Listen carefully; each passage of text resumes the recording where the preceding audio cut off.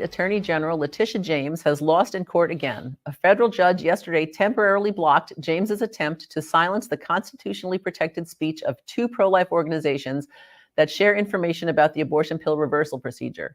It was the second setback for the abortion-loving Attorney General in her attempt to muzzle pregnancy resource centers. A different judge ruled last month that the First Amendment protects the rights of 11 other groups to speak about abortion pill reversal, which has saved thousands of babies' lives.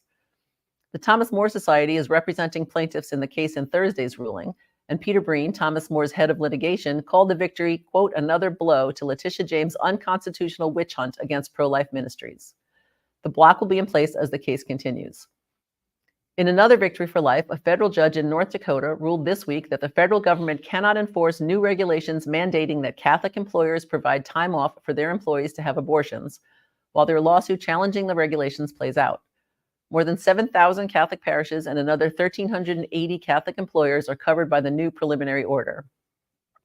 Judges in both the New York and North Dakota cases were appointed by President Donald Trump, which is a reminder that elections have far-reaching consequences. Democrat presidential candidate Kamala Harris is getting flack from her own party after saying this week that if elected, she would make an exception to the Senate filibuster to pass pro-abortion legislation.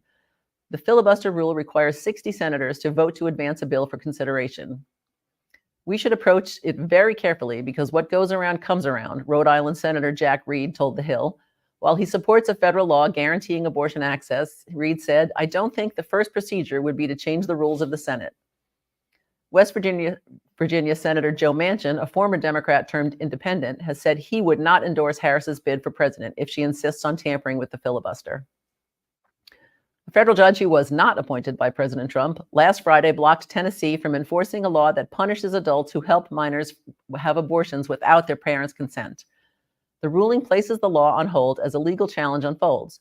The law is similar to an abortion trafficking law enacted in Idaho last year, and it too has been blocked by a federal judge as a lawsuit there continues.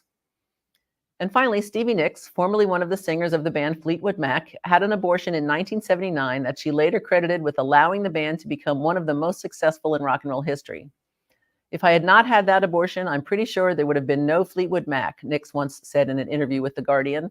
There's just no way that I could have had a child then, working as hard as we worked constantly. And there were a lot of drugs. I was doing a lot of drugs. I would have had to walk away. To be clear, she chose to kill her child to be able to continue abusing drugs. But now Nicks has written a song called Lighthouse to encourage American mothers to continue to fight for the right to abort their children.